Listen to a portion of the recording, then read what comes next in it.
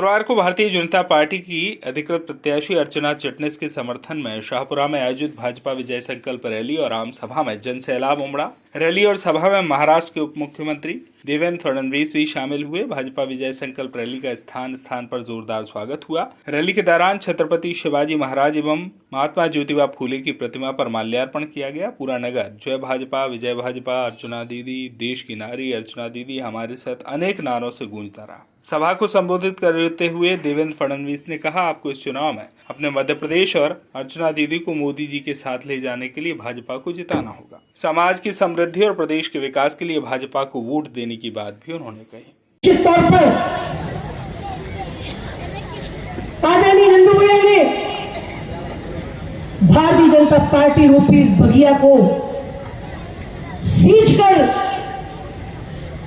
आगे बढ़ाया है और हम सब उनकी पार्टी के, उनकी विरासत से आगे बढ़े कार्यकर्ता हैं। और आज बुरहानपुर पिछले 5 साल से एक निर्दलीय विधायक को भोग रहा है। बुरहानपुर हैरान है, परेशान है। जिस गति से हम आगे बढ़ रहे थे वो गति रुकी है, वो गति थमी है। अब बुरहानपुर पुणे निर्दलीय के चक्कर में नहीं पड़ेगा। एक बार भूल हुई, दोबारा बुरहानपुर भूल नहीं। भारत माता की। महाराष्ट्राचे मुख्यमंत्री राहिलेले आणि आताचे उपमुख्यमंत्री आपल्या सगळ्यांचे नेते, आमचं दैवत की ज्यांच्या नावामध्ये देव आहे आणि ज्यांनी सगळ्या समाजाला सोबत घेऊन महाराष्ट्र देशामध्ये त्या ठिकाणी राज्य आणत असताना आज मध्य प्रदेशच्या आपल्या अर्चना दीदी यांच्या प्रचारासाठी उपस्थित देवेंद्र भाऊंचा आपण टाळ्या वाजवून आपल्या या नगरीमध्ये स्वागत करूया। चुनाव हमारे बच्चों के भविष्य को बदलने वाला चुनाव है। ये चुनाव हमारी मातृशक्ति को सम्मान देने वाला चुनाव है।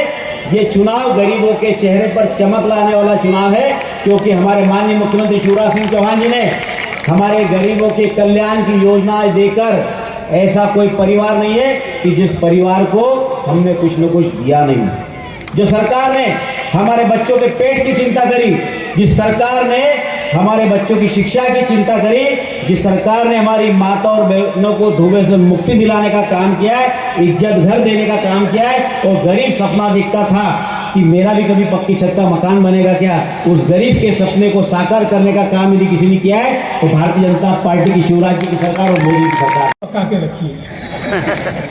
परोसने के लिए ताई चाहिए।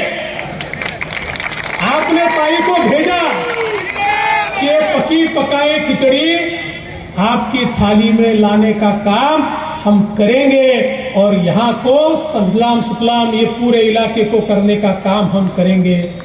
दोस्तों, मैं हमेशा एक बात कहता हूं, भारतीय जनता पार्टी ये हमारी मां है। अभी ताई कह रही थी कि मुझे उप मुख्यमंत्री बनने को कहा तो मैं उप मुख्यमंत्री बन गया। अरे मैं तो ये कहता हूं कि मेरा वजूद ही भारतीय जनता पार्टी के कारण है। अगर मेरे नाम के पीछे से भारतीय जनता पार्टी निकाल दिया जाए तो देवेंद्र फडणवीस की झाड़ की पत्ती है। इसलिए अपना स्वार्थ नहीं। हमारी पार्टी ने क्या सिखाया? सबसे पहले देश, फिर पार्टी और अंत में मैं।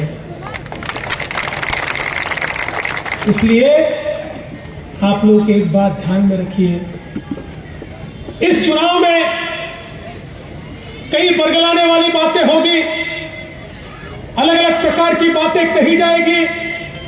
भारतीय जनता पार्टी के कार्यकर्ताओं को दिग्भ्रमित करने का काम होगा, लेकिन हमारा लक्ष्य एक है, और वो लक्ष्य है स्वर्णिम भारत का।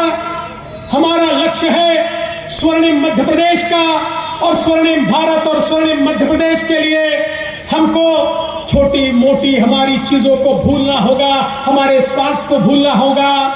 बुरहानपुर से शकील खान की रिपोर्ट।